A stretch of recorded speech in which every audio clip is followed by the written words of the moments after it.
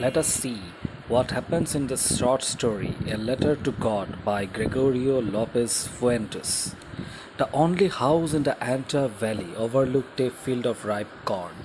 Lanco, the owner of the house and field, had been looking at the sky all morning. He told his wife that it was going to rain. Soon, true to Lanco's prediction, big drops of rain began to fall.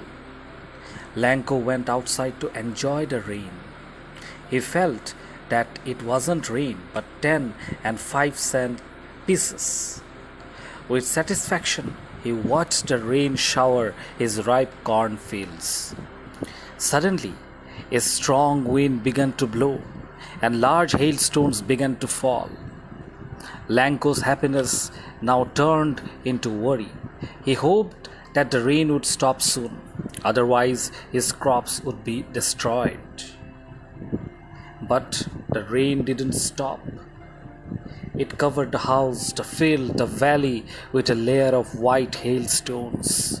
The harvest was completely destroyed.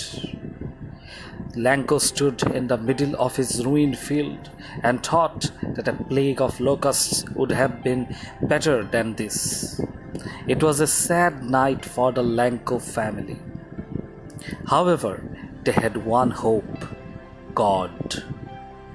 That night, Lanco thought about God and his all seeing ways. So, he decided to write a letter to God asking for 100 pesos to sow his field as well as survive until next year. He went to the post office the next day to stamp and mail the letter. The postman, on seeing the letter, laughed and took it to show to his boss, the postmaster. The postmaster, a fat, cheerful man, laughed as well, but he admired Lanco's faith in God. Not wanting to disappoint Lanco, he decided to write an answer. He also realized that he would have to send some money along with the letter. So he collected contributions from his employees and friends. He also donated a part of his salary. However, he could collect only a little more than half the amount Lanco had asked for. He put the money in an envelope along with a letter marked God. On Sunday, Lanco returned to the post office. The postman handed him the letter. The postmaster, happy with his deed, watched from his office. Lanco was a man of faith, so he wasn't surprised to see the money. However, he was angry when he counted the amount of money. Immediately, he asked for ink and paper. He sat at the writing table and slowly wrote a letter. It looked like he was having trouble expressing his thoughts on paper.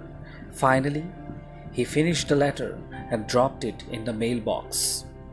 The postmaster immediately collected the letter and opened it.